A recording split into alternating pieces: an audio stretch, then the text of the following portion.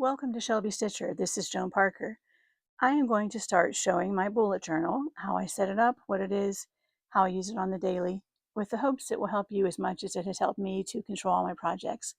A bullet journal is simply a blank journal that has dots instead of lines, so that you can draw your own lines, make up your own charts, draw your own pictures, etc. I'll show you the inside of the journal more in the future. This is a small template that I bought that has a ruler on the bottom that I never use.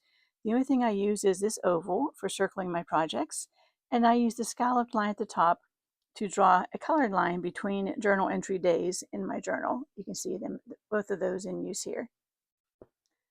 I have this cup on my sewing table and a bracelet I made with my granddaughter that says "Press on, Grammy Joe," because I'm Grammy Joe. A friend of mine gave me this cup: "When life gives you scraps, make a quilt." And that's kind of my motto. In here I keep all the color pencils and pens and markers that I use. I like to use the Sharpie S-Gel 0.38 black ink. You can use whatever you want. And these are Pilot G2.07 pens. I'm sorry, that would be 0.7. 0.07 would be microscopic. I have used these same pens since I started my journal. That was back in 2021. Very briefly, I want to tell you how I started my journal. I'm just going to flip through some pages to give you something to look at. I was meeting with my sister. I just have one sister, and we don't get in person often, but we were. And she was preparing for a marathon. Yes, she was going to run a marathon. Is she crazy? Maybe. So anyway, she was telling me about her training and, logging how far she ran and what she's eating and drinking and those types of things.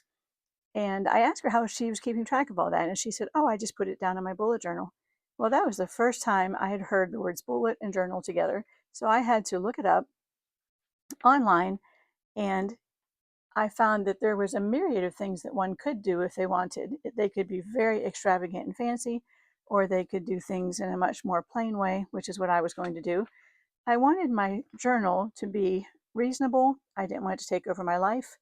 I basically didn't want to spend more time journaling than I did recording what I had done that day. So you can see my journal is very, very simple. It works for me, it's my projects, and it's what I do. So I will tell you more about this tomorrow. But this is the beginning of my bullet journal.